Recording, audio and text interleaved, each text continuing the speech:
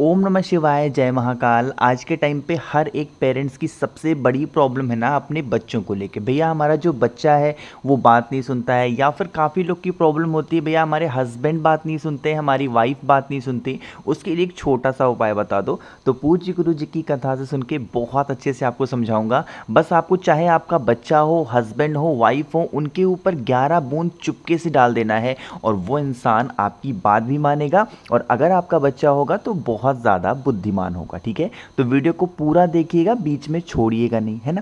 चलो समझते हैं इस उपाय को। ये उपाय स्पेशली कोई बच्चों के लिए नहीं है। मैंने आपको स्टार्टिंग में बोला ये उपाय आप अपने बच्चे के लिए कर सकते हो, आप अपने हस्बैंड के लिए कर सकते हैं, आप अपनी वाइफ के लिए कर सकते हैं, या फिर जिसे बहुत क्रोध आता है, गुस्सा आता है, उसके लिए करना। ठीक है, बहुत स्पेशल सा उपाय है, समझेंगे। आपको यहाँ पर स्क्रीन पर दिख रहा होगा लाल चंदन, दिख रहा है, तो आपको इसी तरीके से लेना है लाल चंदन। इसका पेस्ट नहीं बनाना है, बस पाउडर के फॉर्म में जो हो वो लेना। साथ ही साथ आपको तांबे का लोटा लेना है जिसमें जल भरना अपने घर से।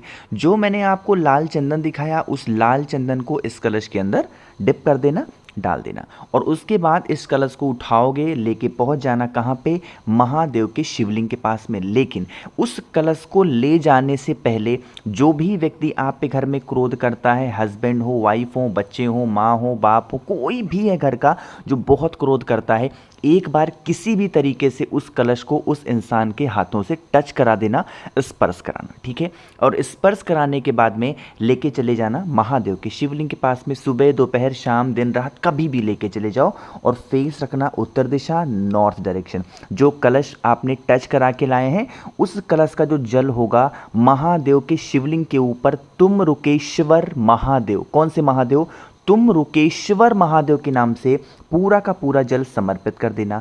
जब जल को समर्पित करोगे, जल बहता हुआ इस जलाधारी से नीचे गिरेगा। इस जल को किसी छोटे से पात्र में रोक लेना और रोकने के बाद इस जल को लेकर के आप अपने घर चले जाना। ठीक है, और घर जाने के बाद में जो भी व्यक्ति आप के घर में क्रोध कर रहा है, गुस्सा कर रहा है, या तो उसके ऊपर उस जल का छींटा मार देना तुम रुकेश्वर महादेव के नाम से, या तो किसी भी चीज़ में मिक्स करा के थोड़ा सा जल को पिला देना। उस इंसान का जो क्रोध होगा, जो गुस्सा होगा ना, वो धीरे धीरे करके ख़त्म होना स्टार्ट हो जाएगा। ठीक है, 2 से 3 हफ्ते सिर्फ करके देख लो, फर्क आपके सामने होगा। बहुत परेशान होने की ज़रूरत आपको नहीं होगी। ठीक है, समझे आप मेरी बात को। चलो, तो यहाँ पे हम लोगों ने पहले उपाय की बात कर ली है जो कि ये गुस्से वाला था।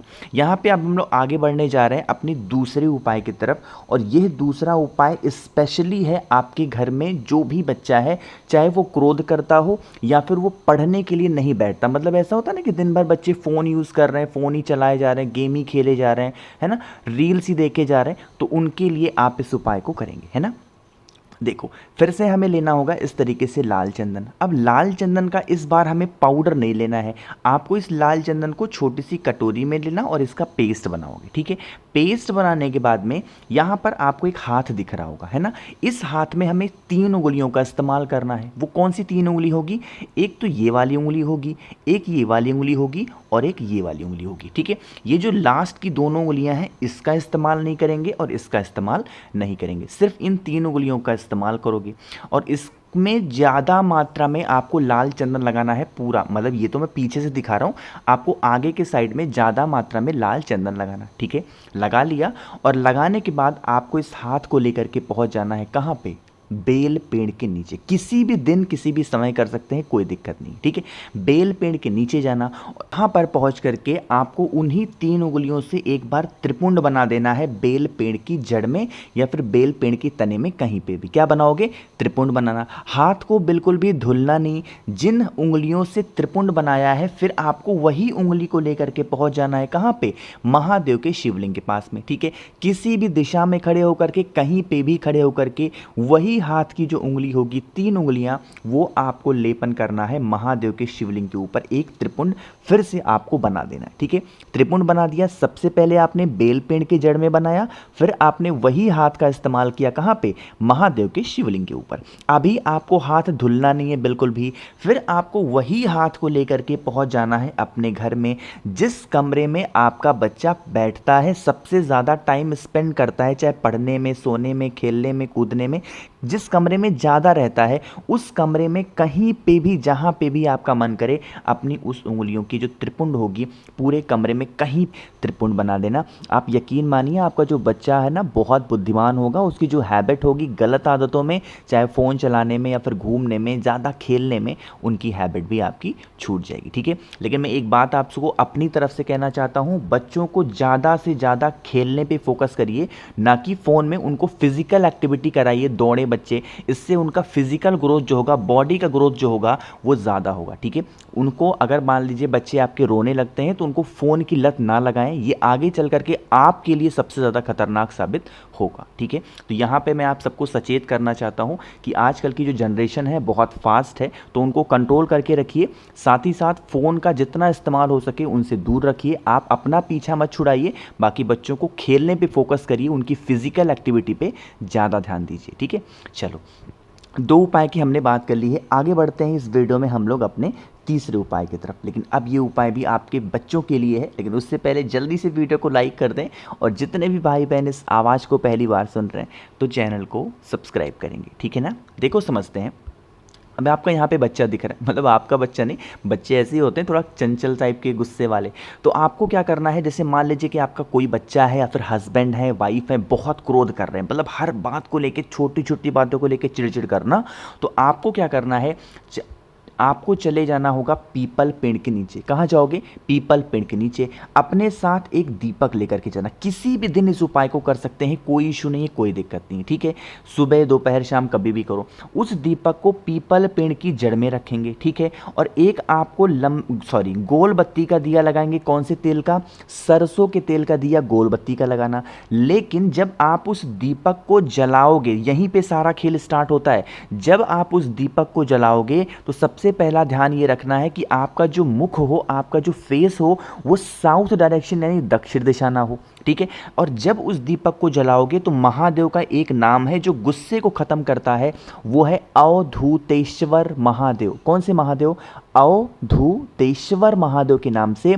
साथ ही साथ उस व्यक्ति का नाम और गोत्र बोलना, जो भी व्यक्ति आपके घर में बहुत क्रोध करता है या फिर बहुत ज़्यादा गुस्सा करता है। ठीक है, करके देख लीजिएगा, और इस दीपक को जला देना सिर्फ हफ्ते में एक बार, जब कभी भी आपका मन करे करके देखिएगा। उस इंसान का जो गुस्सा होगा, क्रोध होगा, कहाँ चला जाएगा आपको पता भी नहीं चलेगा। ठीक है, करिएगा ज़रूर।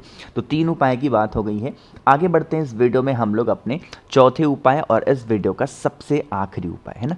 यह उपाय किन के लिए है, ये कोई गुस्से के लिए नहीं है, लेकिन यह उपाय है आपकी फैमिली, आपके परिवार में खुशियों को लाने के लिए। चाहे आपके घर में गुस्सा होते हो लोग, चाहे क्रोध ही करते हो, चाहे लड़ाई झगड़े, मतलब इस टाइप की कंडीशन होती है, बीमार भी बहुत पड़ रहे हैं, तो फैमिली में खुशियाँ नहीं है, इस उपाय को करेंगे।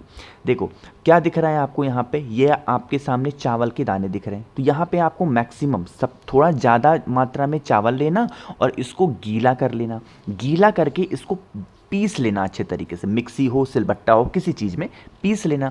और पीसने के बाद में इसी चावल में आपको मिलाना होगा पीला चंदन। क्या मिलाओगे, पीला चंदन मिलाना, और थोड़ा सा अगर आपके घर में हल्दी हो तो थोड़ा सा हल्दी मिलाना। ठीक है, जब मिला लोगे ना तो ये चावल कैसा हो जाएगा, पूरा का पूरा चावल क्या होगा, पीला हो जाएगा। अरे होगा कि नहीं होगा, तो आपको इस चावल की जो कहते तो उपटन जो भी बोलते हैं, उपटन उकटन जो भी बनी है, आपको इसको लेकर के पहुंच जाना है महादेव के शिवलिंग के पास में। ठीक है, सुबह दोपहर शाम कभी भी करेंगे, बट इस उपाय का नियम है कि इस उपाय को सिर्फ बुधवार के दिन किया जाता है और किसी भी दिन नहीं कर सकते। ठीक है, पहुंचे, फेस रखा आपने उत्तर दिशा यानी कि नॉर्थ डायरेक्शन।